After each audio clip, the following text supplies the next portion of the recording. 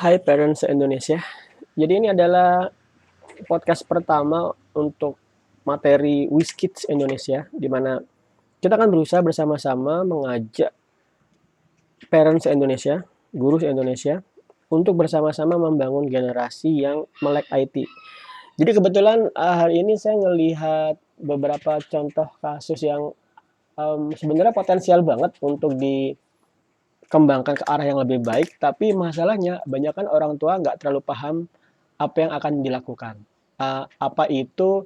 Ini adalah masalah gadget.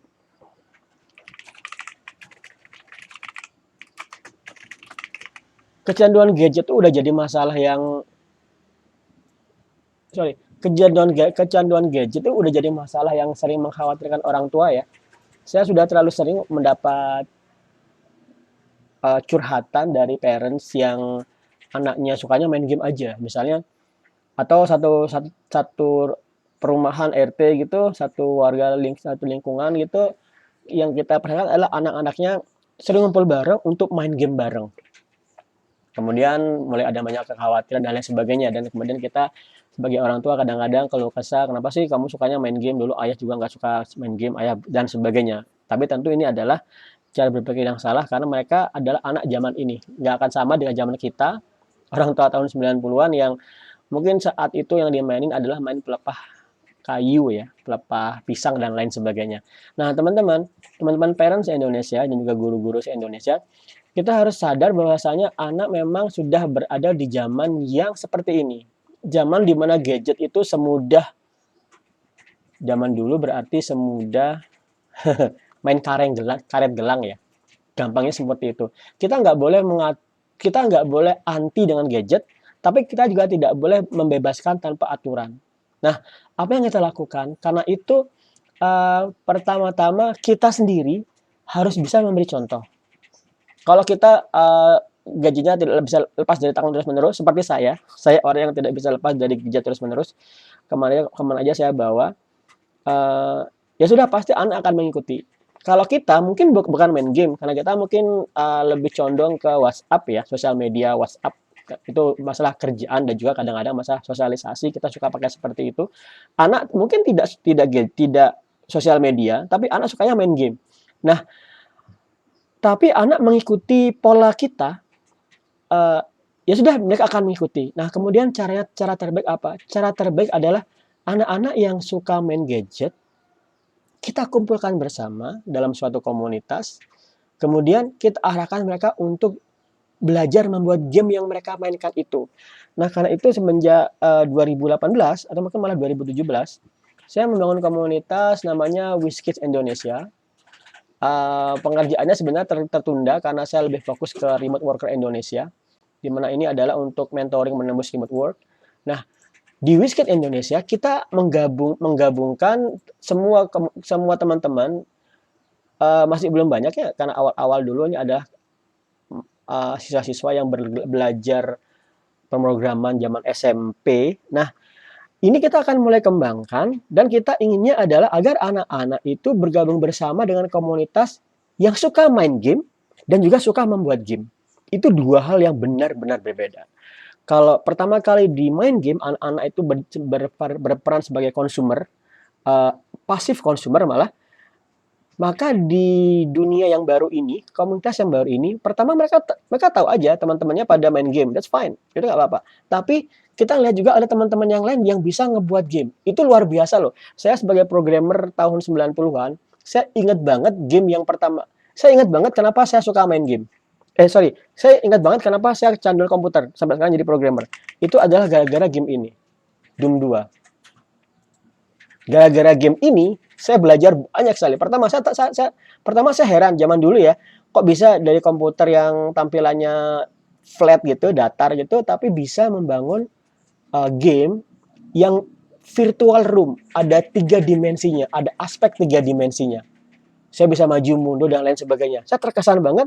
Akibatnya gara-gara ini apa? Gara-gara ini saya belajar bagaimana membuat game. Sebenarnya jauh sebelum itu, sebelum ada Doom 2 itu saya suka banget game ini, game Digger.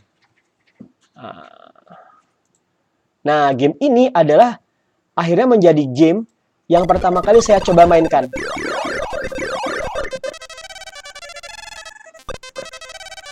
Ini adalah game yang pertama kali saya coba mainkan dan coba buat. Gamenya namanya Game Digger tahun 95. Nah, ini kebetulan anak saya di sebelah. Nah, di sini dari game ini pertama saya belajar apa? Saya belajar sesuatu yang disebut dengan sprite. Teman-teman, saya akan langsung maju ke materi ke pemrograman game ya, supaya teman-teman nanti tahu juga istilah-istilah ini. Sebagai orang tua, kita nggak boleh lepas begitu aja anak belajar apa terserah, kita juga harus tahu apa yang mereka pelajarin. Saya akan ngebuat materi ini menjadi materi yang materi yang semudah mungkin, senyaman mungkin agar teman-teman tahu istilah-istilah, agar teman-teman tahu anak sedang mempelajari hal tersebut. Nah, saya dulu mempelajari sesuatu yang disebut dengan sprite game. Nah, kayak gini. Jadi game itu sebenarnya cuma gambar-gambar yang seperti ini, kemudian ditampilkan satu persatu. Contoh seperti ini. Ini animasi lari ya. Dekavi, ini menarik loh. Kamu bisa buat semacam game lari. Oke, ini sprite-nya seperti ini. Nah, kemudian kemudian saya terkesan banget. Begitu saya tahu tentang sprite, saya berusaha menganimasikan sprite itu. Tapi saat itu saya menggunakan bahasa pemrograman Quick Basic ya. Zaman dulu ya. Oke. Setelah saya berhasil membuat sprite-nya jalan, ini saya mempelajari kode seperti ini. Ini saya pelajari tahun 96 atau 97. Oke, ini kodenya. Nah, anak-anak akan mudah sekali mau belajar pemrograman seperti ini. Kenapa? Karena mereka sebenarnya sukanya main game. Mereka suka main game, that's very good. Mereka suka main game, kemudian mereka pelajari aspek istilah-istilah di game itu, contoh sprite. Setelah mereka pelajari sprite, mereka belajar menggerakkan sprite tersebut. Percayalah, saya pertama kali berhasil menggerakkan sprite itu senangnya luar biasa. Saya masih ingat gimana rasanya berhasil menggerakkan satu karakter seperti hidup. Itu luar biasa banget. Nah, saya coba tunjukkan game sederhana yang dibuat anak saya sendiri. Jadi teman-teman, saya orang tua yang sangat antusias untuk mengajarkan materi mengubah anak-anak menjadi dari consumer gadget menjadi produser gadget. Cara pertamanya yang saya lakukan adalah saya melakukan perubahan ini ke anak saya terlebih dahulu. Setelah mereka berhasil berubah, saya akan terapkan ini. Dan ini sudah saya lakukan mulai dari tahun 5 tahun lalu sebenarnya awalnya, tapi seriusnya di tahun 2018. Nah, di sini ini beberapa game yang dibuat Kahfi 10 tahun. Saya ambil yang paling gampang dulu ya. Saya lihatkan dulu yang paling gampang. Ini program pertama ini 2018. 2018 mulai ngebuat coding yang pertama kali. Oke, coba saya lihat di sini. Saya tunjukkan. Nah, teman-teman, ini adalah kode yang nanti akan dipelajari anak-anak. Jangan khawatir tentang ini. Kita akan pandu dan kita akan buat anak-anak suka banget dengan game seperti ini. Coba saya jalanin ya. Ini ini bukan, kayaknya ini langsung jalan nih. Oh ini. Nah, ini pakai mouse. Oke. Kita buat dia animasi. Anak-anak itu akan senang banget dengan seperti ini. Ini akan ngebuat dia membangun kepercayaan dirinya. Kepercayaan diri itu masalah yang luar biasa penting. Begitu anak-anak sudah percaya diri, oh ternyata buat game itu asik banget ya, ternyata gampang ya. Nah, begitu dia sudah terbiasa dengan seperti ini, anak-anak kemudian akan kita arahkan ke game yang lebih kompleks. Game yang lebih kompleks, contohnya seperti ini. Ini game yang paling kompleks yang dibuat anak saya. Saya coba mainkan dulu. Oke, wait up, saya mainkan.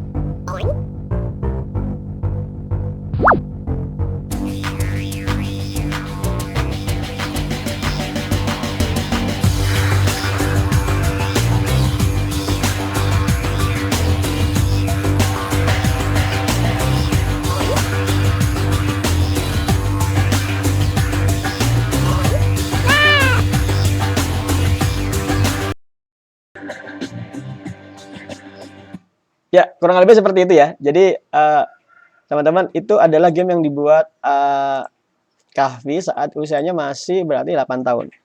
Masih usia 8 tahun, saya ajarin bertahap, ini ajarannya bertahap, nggak buru-buru.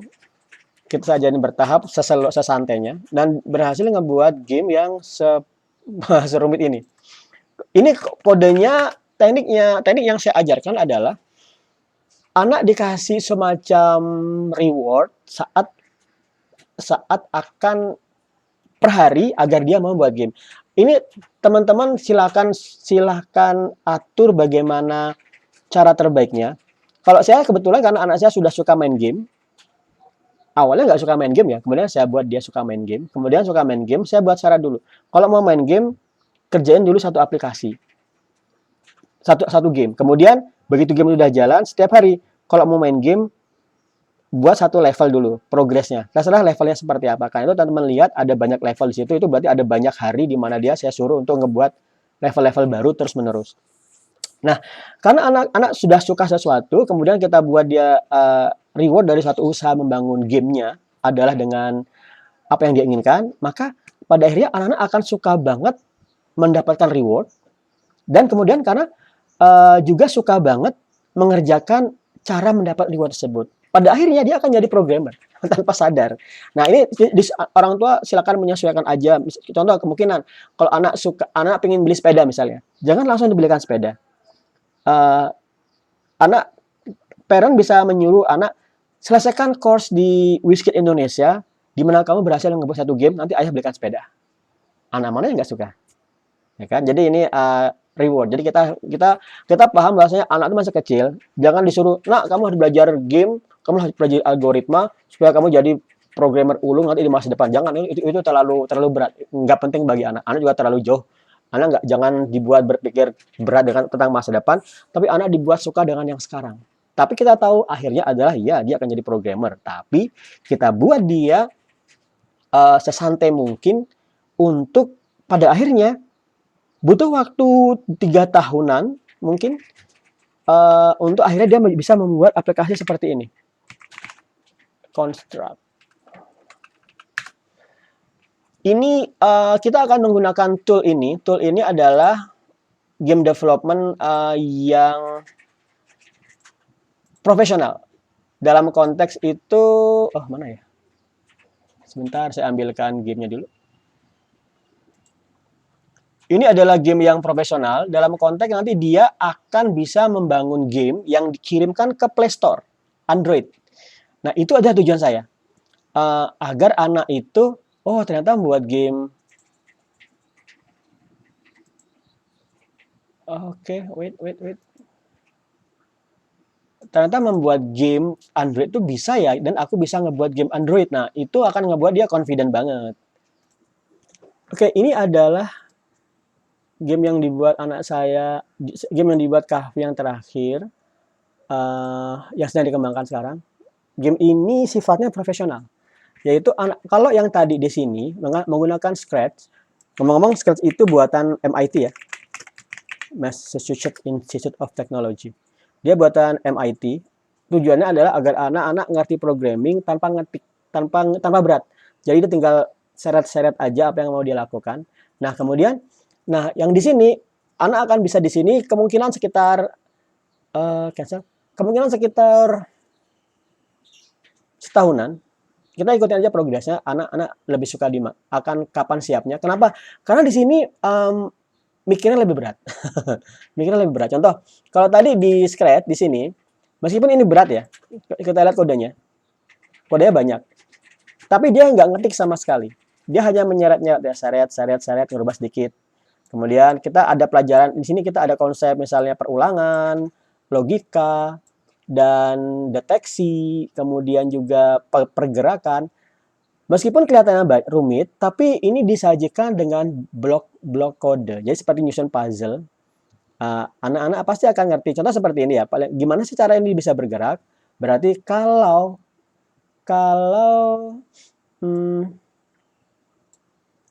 gini, ketika tombol ini diklik, misalnya, tombol hijau diklik, maka forever, selama-lamanya mainkan musik ini sampai selesai.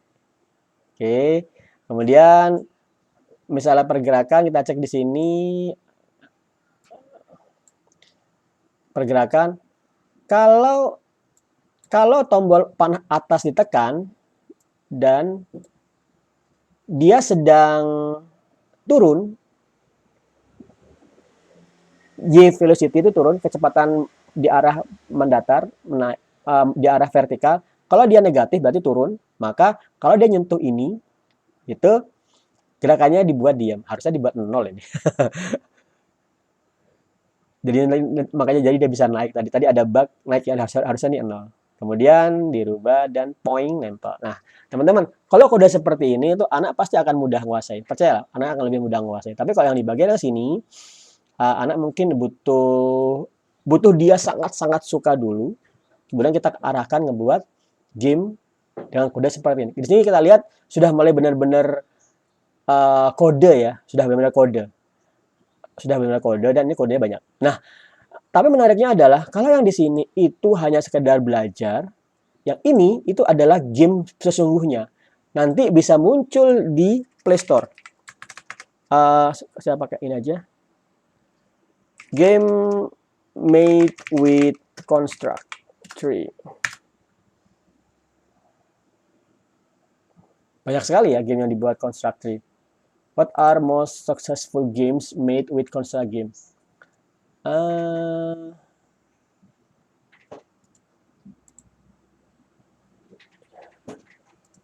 Ada di Steam juga.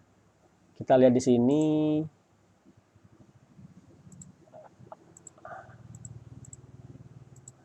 This is interesting.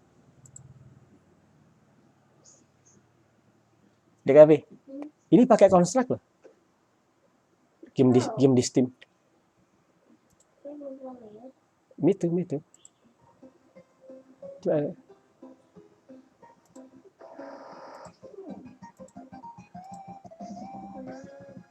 Ya kan? Nice. Oke. Oke teman-teman, anak akan bisa ngebuat game yang di sini. Kalau dia bisa ngebuat game yang di sini, dia udah benar-benar jadi developer programmer yang bisa menghasilkan pendapatannya sendiri. Bisa menjual dan menghasilkan pendapatannya di sini. Di sini butuh kerjasama. Di sini butuh kerjasama agar kita bisa ngebangun platform untuk anak-anak siap untuk ngebangun aplikasinya dalam konteks berjualan. Nah, itu maksud saya. Jadi, anak biarin main game. Biarin anak main game, tapi kita biarkan dia suka. Bahkan sesungguhnya, saya saat anak masih usia TK ya, malah TK atau pra-TK, sudah saya kenalkan dengan games Co-ID. Game ini game gratis, HTML5. Teknologi yang dipakai adalah HTML5. Kemudian, nah ini game yang paling mudah dibuat, Breakout.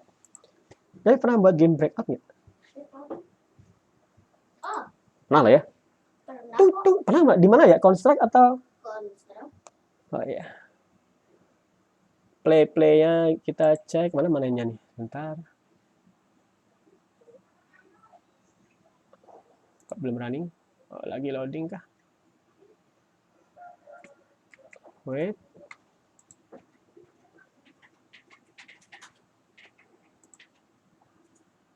Alright, sip. Oke, teman-teman, anak biarkan main-main game seperti ini. Kenapa? Supaya anak-anak nanti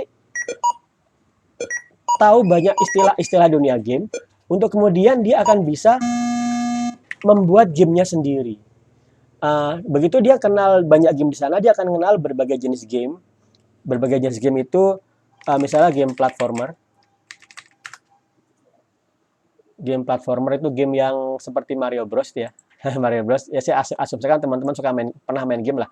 Gamenya jalan ke kanan tuh, atau terbang ke atas. Kemudian ada lagi game puzzle. Game puzzle itu seperti ini. Nyusun sesuatu, menebak sesuatu, itu game puzzle atau game quiz. Setelah itu ada game namanya third person. Game ini kita buat pakai teknologi yang lebih profesional dari Construct, yaitu namanya Unity. Nah, dengan Unity, udah jadi programmer yang luar biasa. Tapi tebakan saya untuk anak-anak yang sudah cocok untuk United adalah anak yang usia serendah-rendahnya SMP. Jadi kalau kita masih SD, sebenarnya saya penasaran sih, anak bisa nggak buat game United pakai di usia SD? Kami sudah belajar United juga, cuman saya lihat masih kasihan. Kenapa? Karena kodenya benar-benar seperti ini. Kodenya itu seperti ini. Ya justru malah ini kodenya, karena ini adalah kode yang dipakai di United. Jadi di sini anak harus benar-benar sudah experience banget baru dia bisa main buat game pakai United. Jadi teman-teman, ini adalah podcast pertama di mana saya menuangkan keseluruhan apa yang kita lakukan di WizKids Indonesia. Jangan khawatir kalau teman-teman ngerasa, aduh repot banget. Kenapa? Karena kita akan bimbing dari nol. Kita akan bimbing anak dari nol sampai dari dia benar-benar nggak tahu game itu apa, suka game, dan ini gampang. Kalau anak sudah suka game ya, kita arahkan dia ngebuat game. Nah, kalau anak-anak sudah suka game terlebih dahulu, kecanduan gadget, itu lebih gampang lagi. Karena dia udah tahu istilah-istilah di dunia game, mas. Mobile Legend, dia tahu istilah MOBA, dia tahu istilah, apa istilahnya ya? Grinding itu ningkatin stats untuk playernya agak tambah kuat. Dia tahu istilah-istilah seperti itu. Kita nanti tinggal buat apa? Kita tinggal buat mekanismenya agar anak itu mau per hari ngebangun progres. Nah, teman-teman, saya akan langsung menunjukkan konsep pelajaran yang akan kita kerjakan di sini. Pertama-tama untuk belajar, jangan pernah lupa bahwasanya kita punya tokoh pendidikan nasional, Ki Hajar Dewantara. Di Ki Hajar Dewantara ini ada 3 konsep yang saya ikuti dengan seksama. Pertama yaitu kita sambil ngulang pelajaran pendidikan ya. Ingarso Sungtulodo.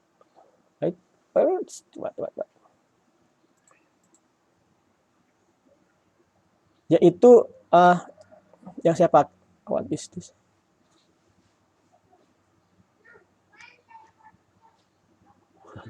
Bentar, saya belum terbiasa menggunakan ini. Yang kepencet tadi.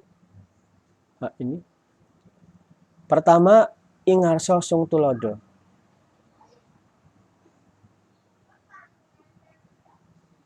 Semoga saya tidak salah dalam menuliskannya ya.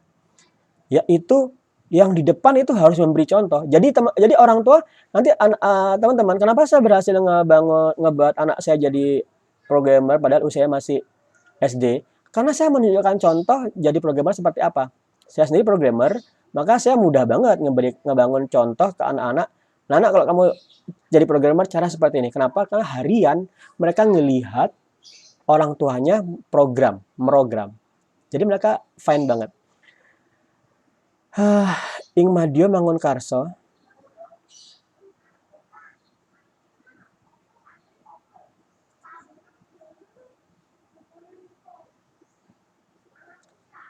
Jujur aja sebenarnya yang di bagian Ing Madya Mangunkarso ini saya perlu tahu, cari dulu arti tekstualnya apa, meskipun saya udah paham konsepnya.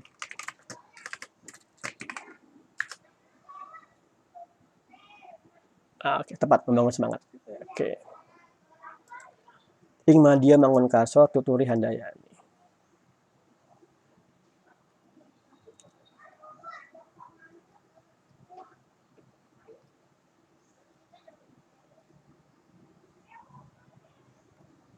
Ini adalah 3 konsep pendidikan dari Ki Hajar Dewantara yang benar-benar akan saya ikuti secara seksama. Pertama-tama, teman-teman, kalian parent yang saya asumsikan parent ini buta IT. Nggak apa-apa ya, saya asumsikan buta IT. Kenapa? Saya akan bisa mengambil level yang paling bawah.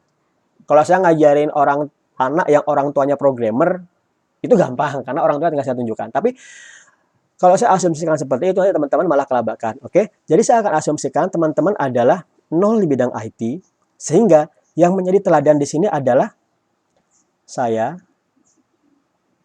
Eko, founder Bridge Indonesia, plus anak-anak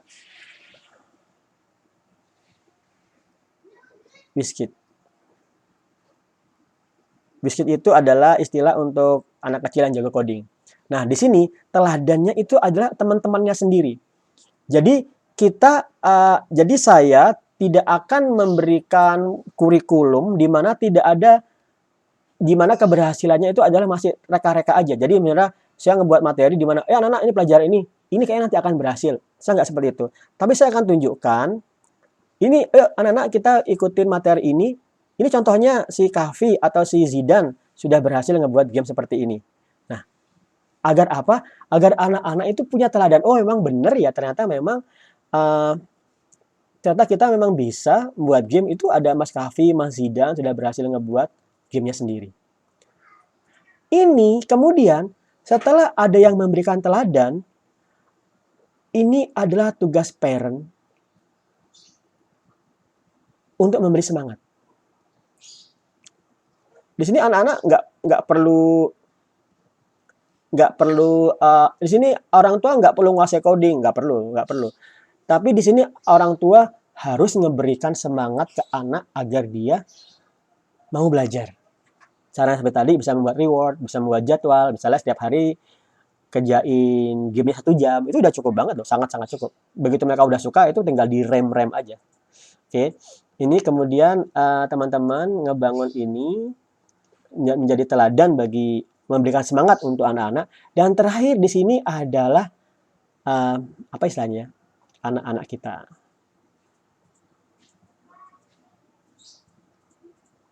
Anak kita mengikuti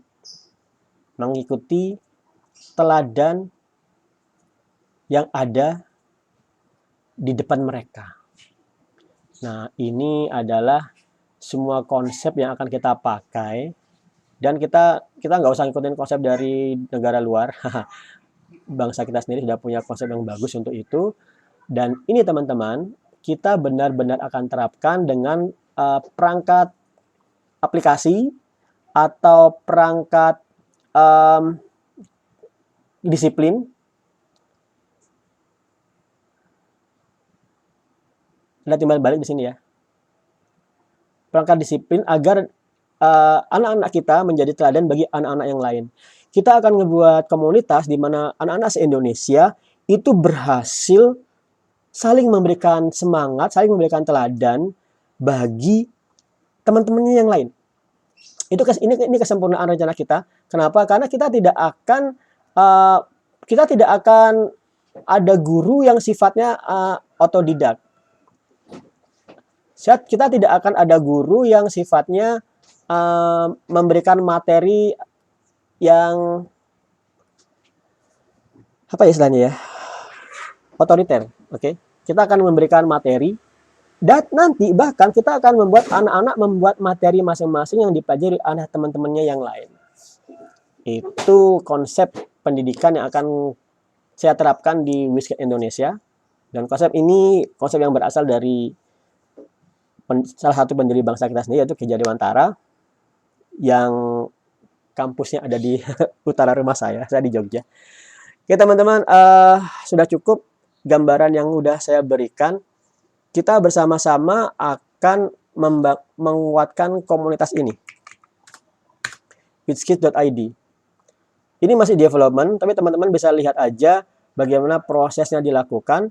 Teman-teman juga akan bisa melihat kapan pendidikan di Qiskit Indonesia bisa langsung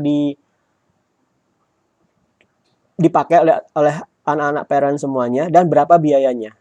Oke, untuk biaya, semua pendidikan butuh biaya, kecuali ada negara yang dimana negara itu memberikan subsidi yang luar biasa besar ya. Tapi karena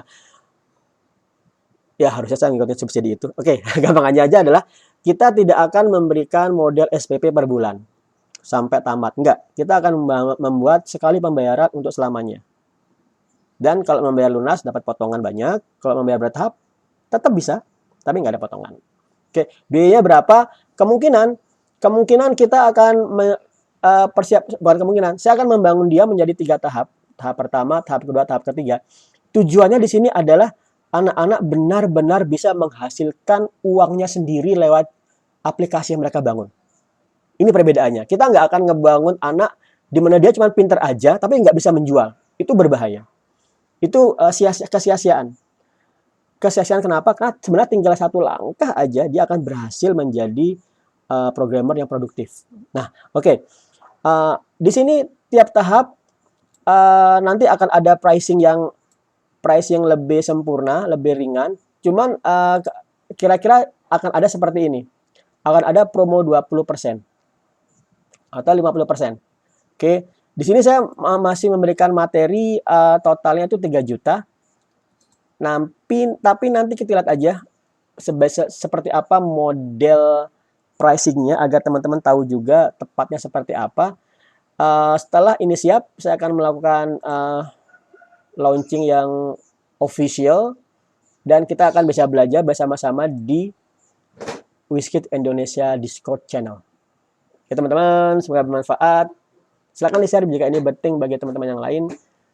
Sampai jumpa dan jangan bosan. Terima kasih.